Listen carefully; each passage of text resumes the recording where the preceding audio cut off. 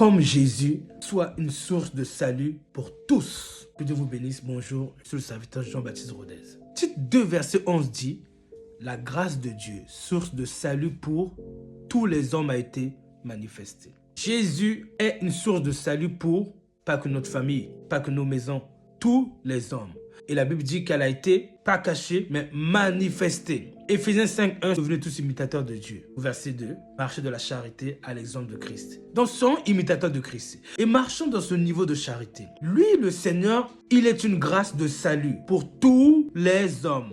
Pas que pour nos maisons, nos familles, soyons imitateurs de son esprit, de ses œuvres. Et une source de salut de tous les hommes, et elle a été rendue manifeste. Nous aussi rendons manifeste notre amour pour tous. Pas seulement pour nos ménages, mais pour tout homme, par la grâce de Dieu. Si on veut vraiment imiter Jésus, si on veut suivre Jésus, si nous décidons de prendre la même route que lui, lui qui dit « Je suis le chemin », si on veut suivre sa route, alors nous devons aussi devenir une source de salut, une source de grâce pour tous les hommes. Nous devons le rendre manifeste. Nous devons aussi nous rendre utiles aux autres, disponibles pour les autres, impacter positivement tous les endroits que nous sommes. Nous devons impacter, nous rendre utiles à toute personne que Dieu nous aura mis à cœur, rendu disponible, que Dieu nous aura mis dans l'esprit de pouvoir nous rendre utiles à celui-ci. Jésus a été un exemple public de droiture, de vérité, d'honnêteté, de reconnaissance devant le travail des parents, le travail des anciens, de sagesse, a été un exemple de grâce, d'humilité, de droiture, de justice, de vérité, de toutes les vertus célestes. Nous aussi, en tant qu'imitateurs de Christ, nous devons être une source, nous devons être un exemple pour tous ceux qui sont autour de nous. Et la chose est possible car quiconque cherche trouve. Je suis là pour nous encourager à devenir imitateurs de Jésus-Christ, pour que notre charité, notre amour, notre justice, notre vie chrétienne victorieuse ne soit pas cachée, mais soit déborde au milieu de tous pour être un véritable témoin de Christ dans la conduite et dans l'attitude et aussi dans les paroles, mais surtout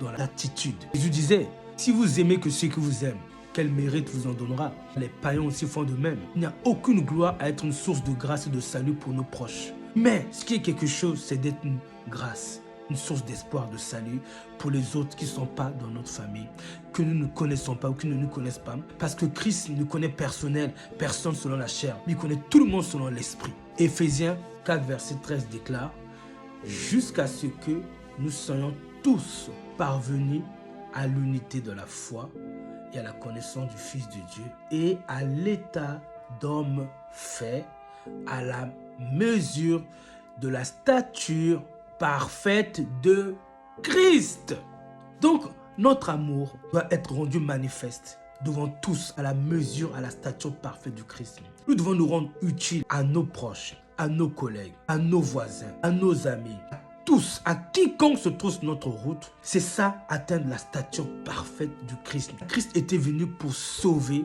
les hommes, pour nous sauver et surtout sauver les hommes.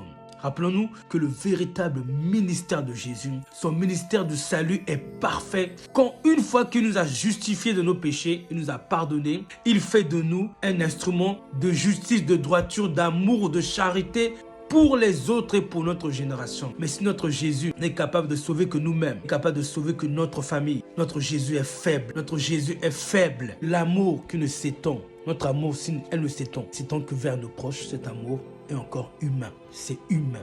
Il n'y a pas besoin d'être croyant pour le faire. Mais l'amour pour atteindre la dimension céleste, c'est lorsque la personne que nous ne connaissons pas a du prix à nos yeux, a de la valeur à nos yeux, a de l'importance à nos yeux. Pourquoi? Parce que nous sommes connectés au Dieu qui lui donne la même valeur. Étant connectés à Dieu, nous voyons notre prochain comme Dieu le voit. Une grâce, une personne pour qui il faut prendre soin, une personne de qui on doit donner beaucoup d'amour. Quand nous sommes connectés à celui qui l'aime, nous allons aimer notre prochain. Quand nous sommes connectés à celui qui pense à lui, on va penser à lui. Quand nous sommes connectés à celui qui a de la grâce, de la faveur pour le méchant, nous aurons les mêmes sentiments. Ainsi il est dit dans Philippiens, ayons en vous les sentiments qui étaient en Jésus-Christ. Philippiens 2. Que Dieu nous bénisse, nous donne ce cœur d'amour. Dieu vous bénisse, à bientôt.